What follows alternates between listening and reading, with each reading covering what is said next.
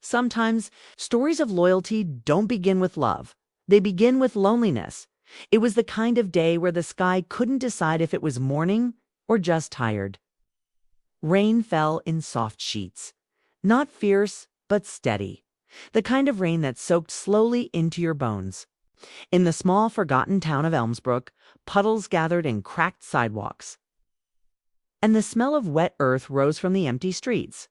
Behind the old Miller farmhouse, where weeds grew tall and the windows hadn't seen a curtain in years, there stood a rickety shed forgotten by everyone, except one soul. Curled inside that shed, shivering on a bed of moldy straw, was a stray dog. Thin, wet, eyes half closed from exhaustion. His fur, once a golden tan, was now mottled with dirt and scars. No collar, no name. Just the deep, aching quiet of being alone for far too long. He didn't bark, he didn't whimper. He just endured. Until the boy came. His name was Eli. Just 9 years old. But carrying a weight in his eyes most children didn't. Eli wasn't running home to a warm dinner or the sound of laughter. Home for him was silence, the kind that sat heavy at the dinner table. His parents barely spoke. Bills stacked up on the counter. The fridge was often empty, but his imagination never was. Eli walked the outskirts of town every day after school. Not because he had somewhere to go, but because he hoped to find something. Maybe a story, maybe a secret, maybe a reason to feel seen. And then, on that rainy afternoon, he found Shadow. Of course, he didn't call him that yet. Eli's boots squelched in the mud as he peeked around the back of the shed, following a rustle he couldn't ignore. He froze when he saw the dog. Their eyes locked. Boy and beast, both unsure if they should trust the moment. The dog didn't growl, didn't run. Eli crouched slowly, water dripping from his hoodie. He didn't reach out. He just sat there. "You look like I feel," he said softly, voice barely louder than the rain. The dog blinked, a slow, tired blink. But something in those dark, soulful eyes didn't look wild. It looked familiar. The next day, Eli returned. This time with a crust of bread stolen from his own lunch. He tossed it gently near the entrance of the shed and backed away. The dog sniffed it, then devoured it like he hadn't eaten in days. Because he HADN single quotes to Dodd each day, Eli came. Sometimes with scraps. Sometimes with nothing but a story and a smile. And every time the dog edged a little closer, he began to wait for Eli.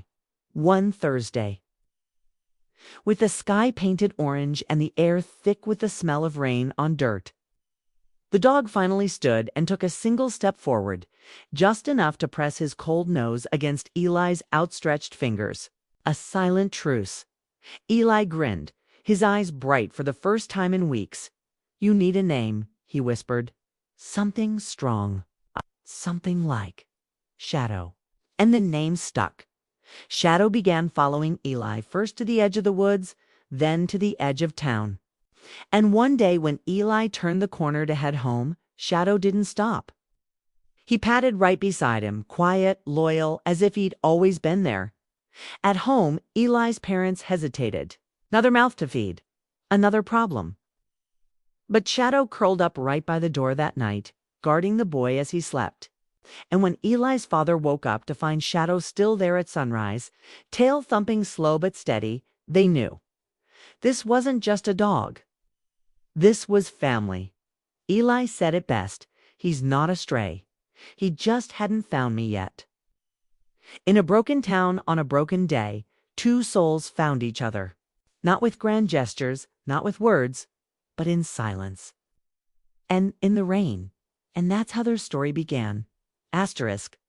They say you never truly know someone's loyalty until the world falls apart around you. Years passed like the turning pages of a well-worn book. Eli grew from a skinny boy with secondhand shoes into a teenager with dreams far bigger than the town of Elmsbrook. But no matter how much changed, one thing, DIDN single quotes T. Shadow, now older, grayer around the snout, and a little slower on his paws, Shadow was still Eli's silent shadow. Every day after school, he waited at the gate, rain or shine, his tail wagging, eyes fixed on the road like a sentinel. Like he knew exactly when Eli's footsteps would return. To Eli, Shadow wasn't just a pet. He was a friend, a guardian, a piece of his soul stitched into fur and loyalty.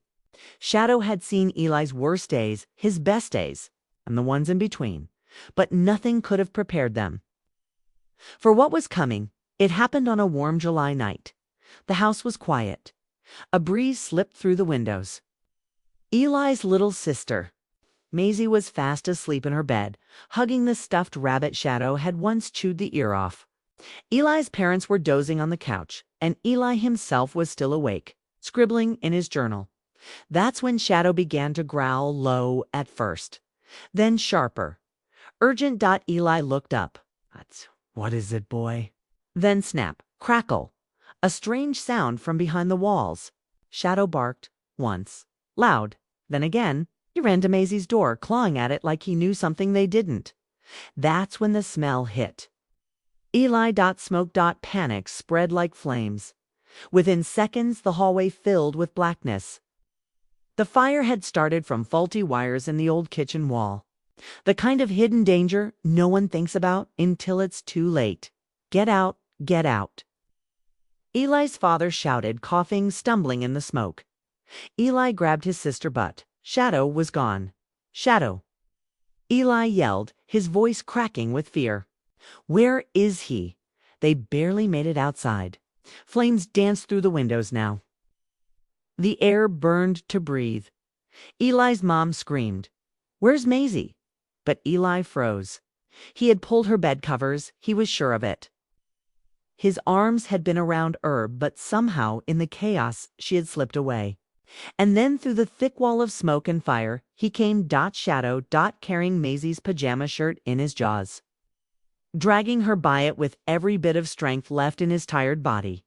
He didn't stop, not when the floorboards cracked, not when the ceiling began to fall, not even when the fire scorched the fur from his back.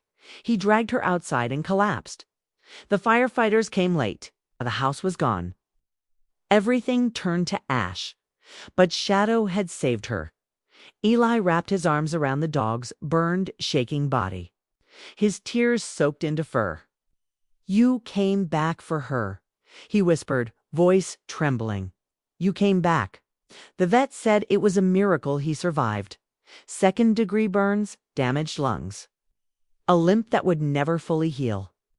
But somehow, Shadow made it through. The town called him a hero.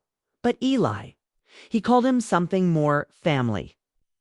That night, as the family sat huddled in the hospital waiting room, soot still clinging to their skin, Shadow lay curled at Eli's feet, his chest rising, slow but steady.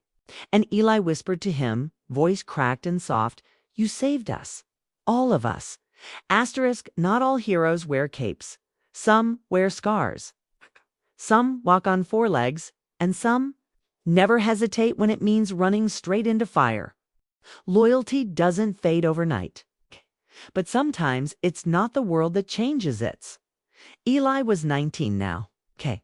A college acceptance letter in his hand, a suitcase in the corner, and a lump in his throat he couldn't swallow down. The town of Elmsbrook had watched him grow, watched him walk with a dog by his side every morning. But now he was walking alone. Shadow, now 10 years old, watched from the porch as Eli packed up the car. His fur was grayer, his gait slower, but his eyes, they still followed Eli like always, with trust, with hope, with love. Eli crouched beside him. "I'll be back soon, boy. Just a few months. College isn't forever." Shadow leaned forward and licked his hand, like he understood, but dogs don't understand calendars. They understand absence, and in the days that followed, Shadow's routine didn't change. Every afternoon at 4 p.m. sharp, he walked to the gate and waited for Eli. Rain or shine, even when his stiff leg ached, even when no footsteps came. The neighbors noticed. "He still waits for that boy," one said, like he never left. At college, life moved fast for Eli. Classes, deadlines, new friends, new cities. The pace of it all swept him up like a current. He called home once a week, sometimes less. Ah! But every time he did, he asked the same question. How's Shadow? His mom would always answer gently. He's hanging in there, sweetheart, slowing down. But he still waits for you. One winter break, Eli promised he'd visit, but a job interview came up.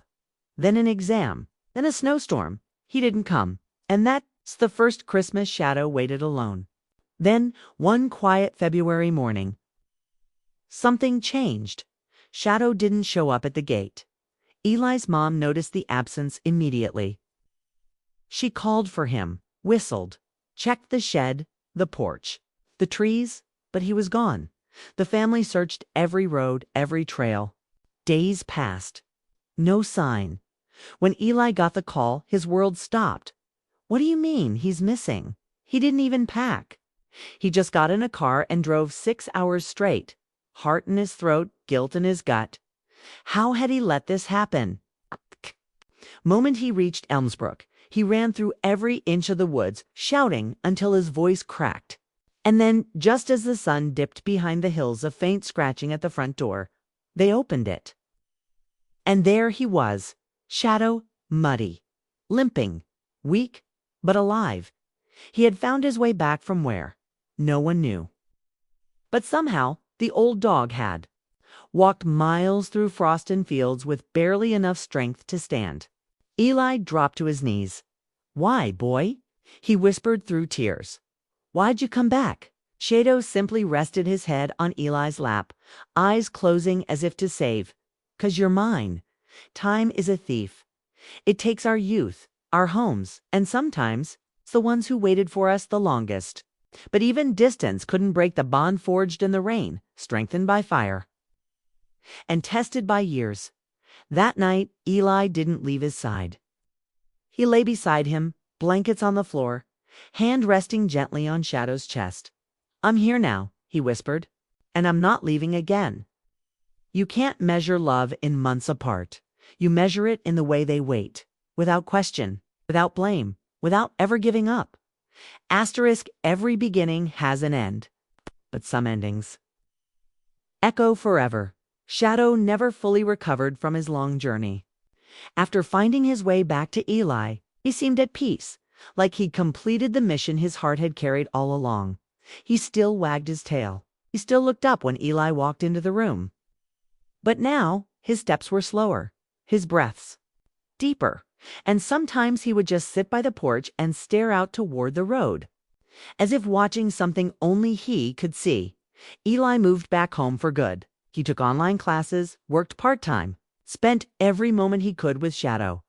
The two were inseparable again. Every morning, Eli helped him down the steps. Every night, he lay beside him on the living room rug, hand resting gently on the dog's back, listening to the slow, steady rhythm of his breathing. Shadow didn't need to run anymore. He had already chased storms, braved fire, crossed miles of land just to come home. Now all he wanted was to be near the one he loved. Then, one morning, Eli noticed it. Shadow didn't come to his bowl. He didn't move from the blanket on the porch. He just lifted his head slowly, eyes clouded, still soft with love, and looked at Eli like he was memorizing him one last time. Eli knelt beside him, his voice barely above a whisper. It's okay, boy, he said, tears already forming. You can rest now. Shadow's tail gave one last wag, just one, and then he closed his eyes. Just like that, quietly, gently. He was gone. The wind picked up slightly. A single leaf floated down and landed on the porch step, and the world around them stood still. Eli sat there for hours. No words, just silence. A silence so full of memory, it was deafening. They buried Shadow on the hill behind the farmhouse, the place where they first met. The place where the rain fell on a boy with no direction and a stray dog with no name. Eli built a small wooden cross. He carved it himself. No fancy plaque, no long speeches, just 7 words. He waited. He loved. He'd never left. And below that, Shadow. Weeks passed, then months. Seasons changed. But Eli kept his promise. He visited the hill often. He talked to Shadow like he was still there because, in a way, he was. Every gust of wind, every memory, every quiet moment at sunset carried his presence. One evening, Eli brought a child with him, a little boy with curious eyes and the same stubborn cowlick in his hair. Eli pointed to the grave. "That's where the bravest friend I ever had rests," he said. "He taught me what it means to show up, even when it's hard." The boy didn't fully understand, but one day he would, because love like that leaves a mark. Asterisk, so can a dog be more loyal than us? Maybe that's the wrong question. Maybe the real question is, what would the world look like if we loved like they do? Asterisk, moral message. A dog's loyalty never wavers, never waits for the right time, and never asks for anything in return. If we could love like they do, the world would be a kinder place. Thank you for watching Loyalty_Tales. If this story touched your heart, consider subscribing for more soul-stirring stories of devotion, courage, and the quiet love that changes lives.